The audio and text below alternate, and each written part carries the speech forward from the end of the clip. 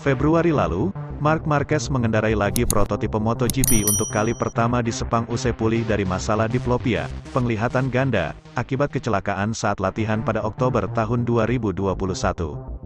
Setelah itu, Marquez kembali absen karena crash di Mandalika, Indonesia, lalu ia harus menjalani operasi lengan kanan atas keempat. Sepanjang musim 2022, ia melewatkan total 8 Grand Prix. Sekarang, juara dunia 6 kali kelas MotoGP itu telah comeback, kali ini dengan cukup meyakinkan. The Baby Alien terus menunjukkan progres dalam 4 balapan pertamanya sejak kembali.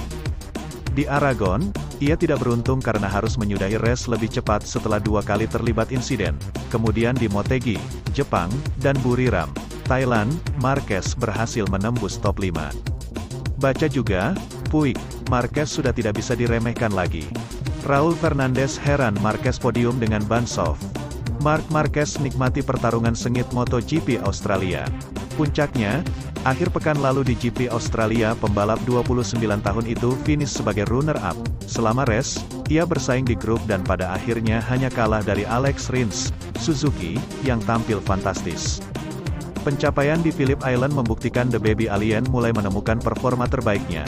Meski begitu, Marquez tak ingin terlena karena GP Malaysia di Sepang akhir pekan ini bakal berbeda. Kami datang ke Malaysia setelah menikmati balapan luar biasa di Phillip Island. Tetapi kami harus terus bekerja. Trek di Australia itu unik, jadi kami tidak bisa berharap langsung cepat. Juga karena semua orang selalu sangat kuat di Sepang. Sebab ada banyak data dari tes, ujarnya dilansir Speedweek. Seperti biasa, ini tentang kembali ke trek, menguji beberapa hal dan melihat situasinya. Hasil baru-baru ini adalah motivasi besar bagi saya dan tim. Kami dalam momen di mana ini tentang terus bekerja dan menyelesaikan musim dengan cara sebaik mungkin, tambah pemilik 100 podium MotoGP. Walau Marc Marquez melewatkan 8 dari 18 race yang telah digelar, ia jelas merupakan pembalap terbaik Honda. Di klasemen sementara, ia menempati P13, top 10 bahkan masih terjangkau.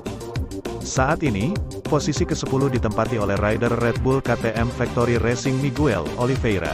Dengan 2 Grand Prix tersisa musim ini, Marquez tertinggal 31 poin dari pembalap kebangsaan Portugal tersebut.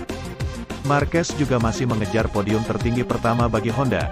Setelah Rins memberi kemenangan bagi Suzuki di Australia, mereka satu-satunya pabrikan yang belum finish terdepan pada 2022. Sementara itu petaka menimpa rider Monster Energy Yamaha Fabio Quartararo di Phillip Island. Minggu, tanggal 16 Oktober tahun 2022, ia harus merelakan posisi teratas klasemen kepada bintang Ducati Lenovo tim Francesco Bagnaia. Dalam balapan GP Australia itu, Quartararo gagal menyelesaikan lomba setelah mengalami crash pada lap ke-11, sedangkan Bagnaia berhasil finish P3. Dengan demikian, Pecco mengambil alih puncak.